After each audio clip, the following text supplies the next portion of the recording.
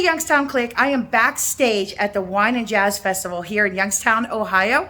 And I am here talking to Robert Hubbard, who is the lead drummer of HUBBS Groove. And if you have not heard HUBBS Groove, listen, every video that he's posted on the internet gets like so many views because he's just popular. He's from Cleveland, and I wanted to introduce him to you so that you could kind of know, and if you see his name pop up as coming to Youngstown, you definitely can be familiar with him and know that you should come out. So let's turn this around. Hey, how's it going? It's going great. How are you? I'm good. Okay, so you're here. You're the opening act for the Wine and Jazz Festival of Youngstown. But you played in Youngstown before, right? Yeah. Okay. So yeah. All right. So what do you think of Youngstown? Like when you come, because I know you play around the nation. Yeah. Okay. So what do you think of Youngstown? How's Youngstown different? So Youngstown is a great place. Some talented musicians live in Youngstown.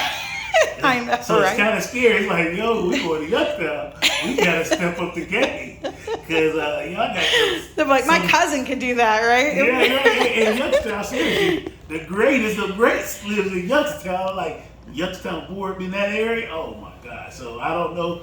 I know we pros have the same kind of water, but I don't know. I think y'all got a little bit more special out here. Do you ever do like a collaboration or like just an open jam with someone when you come to Youngstown? Do you ever like take the time to do that? I have years ago.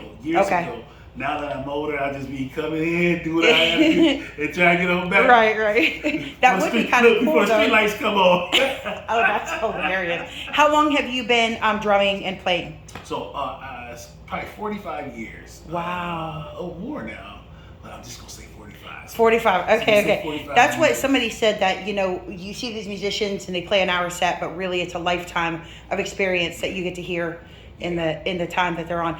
Okay. So what does jazz mean to you? Like, can you explain jazz? I know that there's no real definition of jazz. There's no definition, but what inspired me, because I'm a church boy. I was born in church. Okay. What had me to fall in love and decided to do jazz. Okay. It was a great man named Art Blakely, and his explanation of jazz was something that came from the Creator that would come to my mind, touch my heart out to my limbs, and touch other people's hearts. That's jazz to me, and that's what I always strive to do. You can get technical, but if it's not connecting to the other person, it's just a whole bunch of stuff.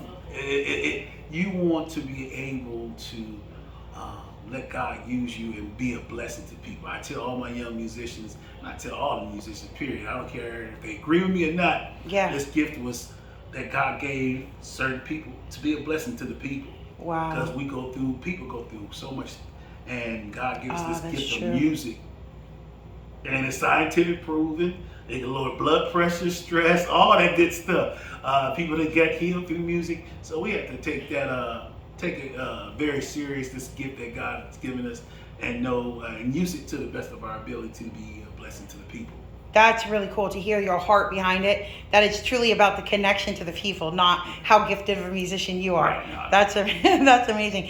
Okay, so last but not least, when all right. So have you heard of Lindsey Webster before? Yes. So, okay. Have you ever gotten to play or? Here's the thing. Surprise, ladies and gentlemen. So I worked with Lindsey several times. And so we started our connection, I want to say 2016 or 2017.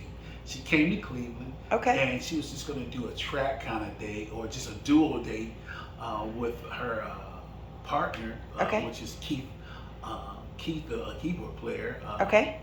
I can't think of his last name. I always call Webster. It's not Webster. But anyway, but that's the last name on your mind. Okay. So they asked me would I accompany them to find a bass player, and I found the bass player and I found the sax player, and we backed them up in Cleveland when they first came to Cleveland, when she first was hitting the scene. And after that, she had some dates that she had to do in Detroit. She said, hey, can you make something happen in Cleveland so we can come to Cleveland with you guys? And then you guys can go to Detroit. And that was the beginning of that relationship. So since then, we have worked together, and surprisingly tonight, guess who's working with her tonight? I'll be sharing the stage with her tonight. Oh, really? So you guys are going to do a duet too? Yeah. No, we won't. So the whole thing is playing together? Yeah, my band would leave, and then I will go and freshen up and go back and play with Lindsey tonight. No way. Yeah. Oh, so it's a big night for you. That's amazing. So we're going to have fun tonight. Yeah. Here in Youngstown, Ohio. Yeah, we got. So I put a band together for her. Oh, and yeah. So we got guys from Glenn from Pittsburgh, and a young man named Mike Vincent from Cleveland, and we're gonna back up Lindsey Webster along with her musical director and partner Keith Slaughter. Slaughter. Keith Slaughter is his name. And, Okay. So I'm looking forward. Amazing, amazing. Okay, I know you've played with quite a few. I said that was the last question, but I know you've played with quite a few amazing artists. Which one show in the past has stood out to you? Because they say no two jazz shows are alike, right? You guys practice, but it's alive, and yeah. So let me see. The two that sticks out the most to me, I got a chance to tour with Angela Bofield. Okay. That was a big thing. Yeah. The other person who really sticks out to me is a guy named Sean Jones, who's from this area. Actually, Really? From Warren, Ohio. It's Okay. not too far from here. Okay. And those two people, and it's several. I probably not Yeah. some other ones, but Angela Bofield was great because I had to learn how to really work with a vocalist and play behind the vocalist. And so I learned a lot of dynamics working with her. And she was like, this big star. I heard about her and then had an opportunity to work with her. Oh no, Vesta Williams, Mickey Howard, and now they're coming to me. But yeah, it's like great vocal artists that I got a chance to work with. And the list goes on. Like just recently, Alex Bouillon, Mary Meadows. Wow. And so Marcus Johnson. It's some great musicians I got a chance to work with. So I can't say if I have a favorite.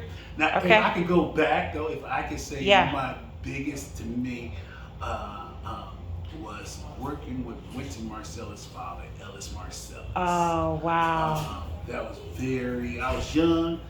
I was still in high school, but that blew me away, along with working with Gary Burton. Okay. Oh man. So yeah, I'm excited to hear you out there tonight, guys. This is HUBBS Groove. That's what you go by. So anytime that you come into town, that's what you'll advertise. Say HUBBS Groove. Hey, so those who don't know my full name is Robert. My government name is Robert L. Hubbard Jr. Okay. The bishop's son out of Cleveland. That's like. So HUBBS Groove is Bishop's son. I'm Bishop's son. His oldest son, Robert Hubbard Jr. Oh, so they know. Okay, because I know that every time you come to Youngstown, that I've been there, people are constantly coming up to say hi, waving as you're playing. Yeah. All right. Well, thank you so much for taking this couple minutes before your show tonight. All right. Thank you.